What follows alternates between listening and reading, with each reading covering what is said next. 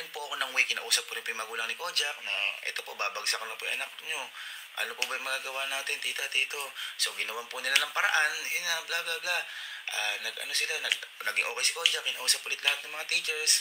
Naging okay, kaso nang enrollan nga ulit, nagtaka ako, bakit naging ganun? Di pumasok, ganyan. Kaya natatakot po ako, baka kami may problema. Pero, lagi po namin siyang pinapaalala, lagi po siyang chinecheck kung pumasok o hindi. Okay naman, masok naman daw. Tsaka last, sa isa naming kasamahan dati, hindi ko na po babanggitin kung sino, at alam ko naman po kung alam niyo kung sino yun, wala ho akong masasabi sa tao na yun. Dahil yung tao na yun, kung napanood niyo naman yung huling vlog namin, talaga bagsak-bagsak siya. And after po nun, hindi na po siya talaga pumasok. At marami pong akong hindi pwedeng sabihin dito sa tao na yon. Ako po ang nagpaalis sa tao din na yon, kaya gusto ko po ako na lang po yung sisihin nyo. Kasi kapag nagpaliwanag po ako, ayoko po makasira ng tao dahil may pinagsamahan po kami ng tao na yon. Alam niyo na po kung sino yon. Again, hindi ko po kayang sabihin dito dahil masisira po yung tao na yon. Basta sa lahat na nangyari, wala kaming kahit na anong natanggap na sorry sa tao na yon. Okay? Pero all goods lang. Kaya ko po na sinasabi ko, alam po lahat ni Kojak yan. Kaya siguro kapag nagkwento na lang yung tao na yon, tsaka na lang kami sasagot kung ano yung totoo at tsaka tama. Kasi lahat po na sinasabi namin, meron po kaming ebidensya. Grabe naman 100k. Ayun. Meron po kami lahat na ebidensya. Again, ako po yung nagpaan yun. At buti na lang ginawa namin yun dahil nakita namin yung tunay na motibo. Okay? So, okay po tayo.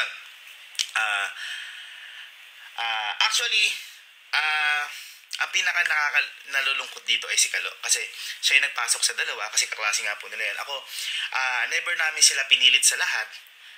Kaya gusto ko isama sa amin para kahit paano makatulong ako sa simula para sa pagtatag ng pangalan po nila.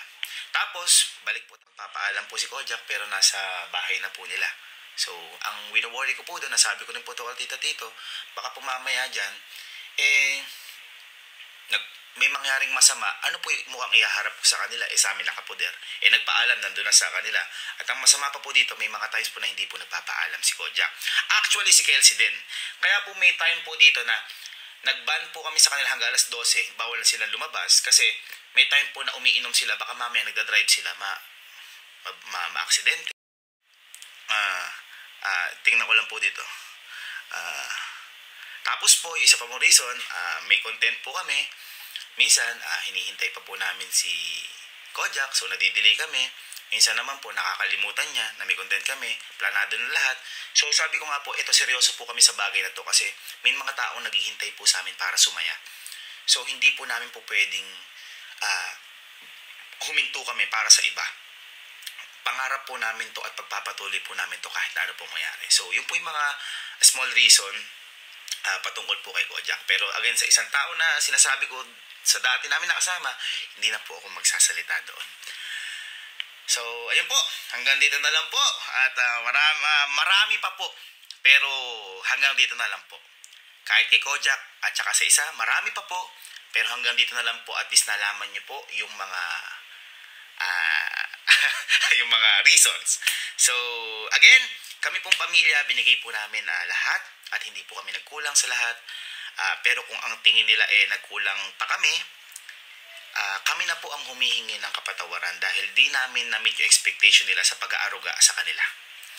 And gusto ko lang po sabihin na magmahalan lang po tayo parati, mag-aral tayo ng mabuti, at ang pag-aaral at diploma, yan po ang panghabang buhay na kayamanan. At kay Kojak, focus ka lang parati sa pag-aaral. Andito lang kami mga kuya mo, mahal na mahal ka namin.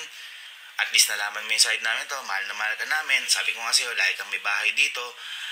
Wala tayong kahit na basta ang gusto lang namin makatapos. Hindi kami po pwedeng maging humps mo, kumbaga sa motor, para huminto ka. Gusto ko patuloy kang mag-aral at lagi kami nakasuporta dito.